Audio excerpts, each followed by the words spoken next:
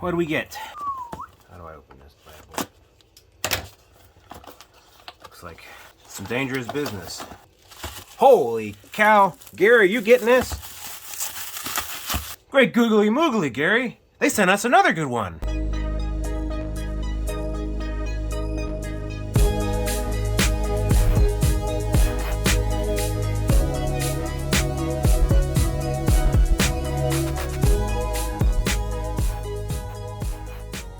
You know, before we start, I do have to mention this was provided by Anbernic for free as a review unit, which is my first review unit, which is pretty cool. But little disclaimer, I didn't pay for it, but I will not let that color my views and statements about this product because I have too much respect for you, the viewer. Isn't that right, Gary? Oh, shut up. You think you're so smart. They didn't send one to you. Oh, jeez. Oh boy, Gary, what do we got in this one? The 353V. Oh, that's nice packaging. What color is it? Oh, that is super cool. Comes with a card, my obligatory wipe, USB-C card, a screen protector, and a handy user manual. Holy macaroni. There we go. There we go. Let's get this jazz out of the way. Put the screen protector on before it gets too filthy. You can see me screw it up on camera. Let's clean this off with a microfiber cloth, aka the shoulder of my hoodie. So this would go like this. Peel this off. And we're just gonna try to line it up. That's not too bad. No bubbles, no hair underneath I can see. Well, I tell you what, I might just make this a putting a screen protector on tutorial. All right, we're gonna put this super legit, completely unbranded SD card in here. I always get confused which way they go in. I think I got it right the first time. Hey, now if I hold F and power it on, it goes into Android mode. While that powers up, we got OTG, USB-C on top. What is that, a mini HDMI out? Headphones on top, I hate that. Power, reset button, SD card 1, SD card 2. Got USB-C on the bottom too, so this must be data, and this is just power. We got a D-pad, A, B, Y, X, start, select, F button on the top, that's for functions, and these two cool guys down here. And then we have on the back, R1, R2, L1, L2. I don't know if I like that or not. We'll see. I guess, in my hands, are you getting this, Gaz? In my hands, it's not too bad. I can get both. I can get both. You slide, oh, touch screen. Got the Android buttons on the bottom. Get RetroArch up and running. Everything's missing. Riveting footage. All right, extracting. Yeah, so we're gonna let it extract. Got my dang leg stuck in the chair, Gary. Ooh, okay, I'm gonna add my network here. No one look. It does have 5G. Pretty cool background. Some guy playing Vigi games in some sort of space age freight container. Turtle power. Oh crap! Tell you what, this screen is beautiful. Sounds good. Screen is very nice. The colors are vibrant.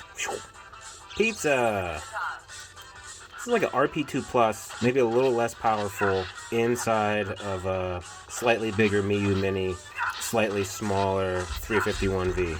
It's pretty cool. Well, I'll probably be playing Android 99% of the time because I am spoiled and I like Android setup because I've been playing the RP2 forever. It does come with its own version of Emulec, question mark. Oh, what kind of Game Boy Advance games we got on here? All the Pokemons, Sonics. Ew. It uses a fair amount of the screen. Here we go.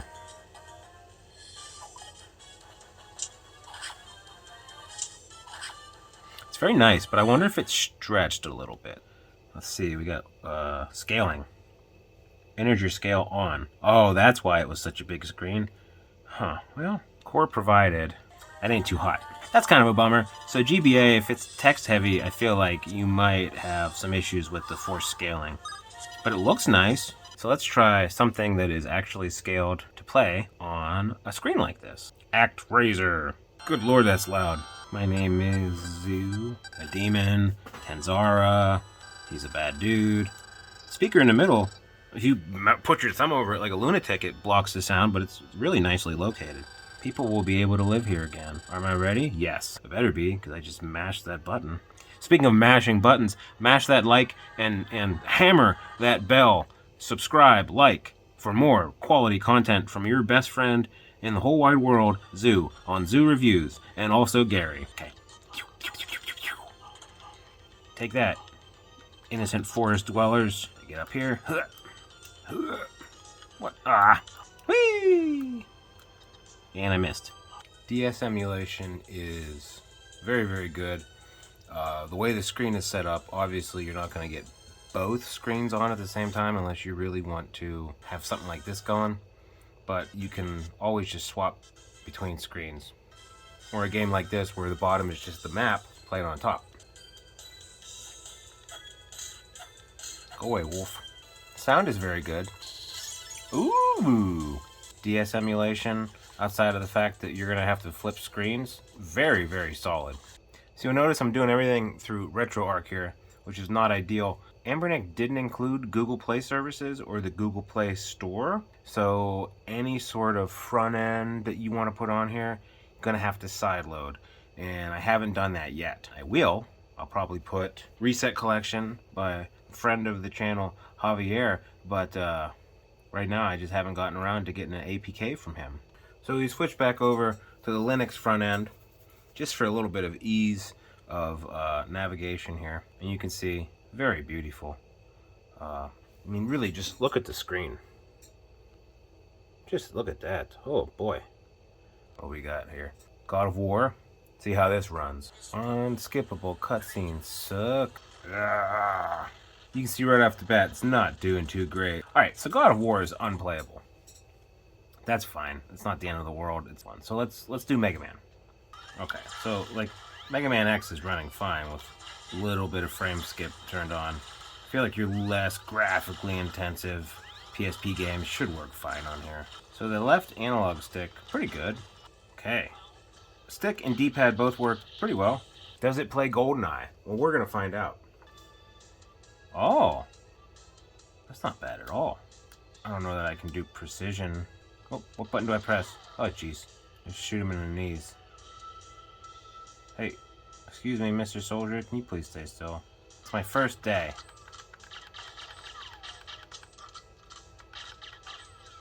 There we go.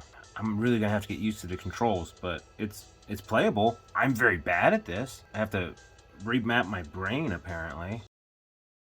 Goldilocks time, Gary.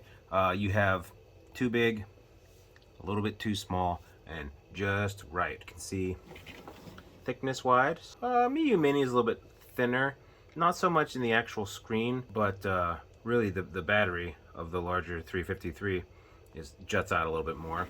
Obviously, it's a skinny boy. You can see that the shoulder buttons are really, really similar. There's a difference in design. It's not like they're carbon copies. Now compare it with the original guy here. He's a little shorter.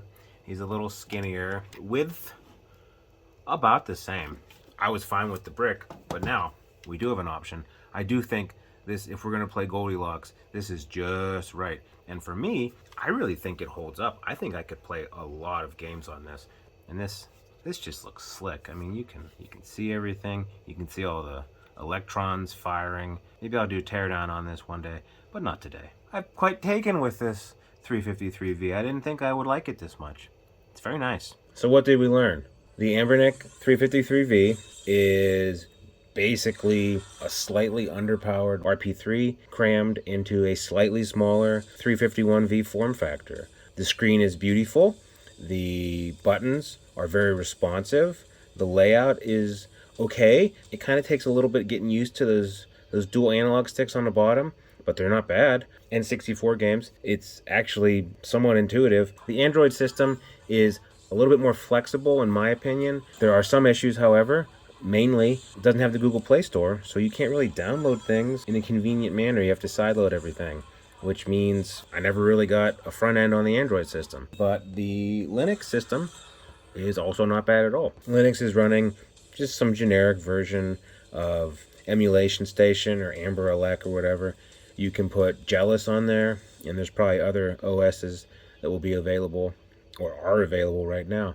The Linux front end is a lot smoother and more user-friendly for someone that maybe is not familiar with Android or just wants to pick it up and play. The SD cards, plural, that ship with the unit, one of them has the operating system and the other one has the games, which dubious legality, but if you load it up through Linux, all your art, your box art, your screenshots, everything is already scraped for you, and it's really pick up and play. If you're getting this as a gift for someone, I honestly would say probably just set them up with the Linux system and call it a day.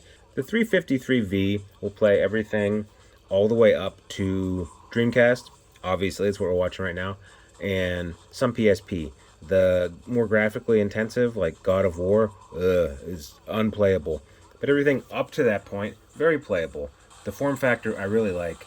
We had it up against Game Boy. We had it up against the Mii U Mini. And it's kind of in a sweet spot. But this, I feel it's perfect in the hands, for me at least. So what would I rate this system? 9.5 out of 10. There are some very minor squabbles I have with the Android version. The screen, it's personally, I like to play a lot of Game Boy Advance games, so the screen's not ideal for me for some of those games, but I mean, those are two minor dings. The build quality on my unit was very good. I didn't have any D-pad issues like Stubbs had with his unit. All the buttons are very responsive. Some people have complained about the L1 and the L2 buttons in the back. They are kind of on top of each other, they're not stacked. You can definitely mash L1 if you're going for L2 in the heat of the moment, but kind of need to make some cuts somewhere to get everything to fit in this small, pocketable form factor. Ooh, oh, Anbernic is the color of my energy. Buy this handheld, oh, I hope 311 doesn't sue me.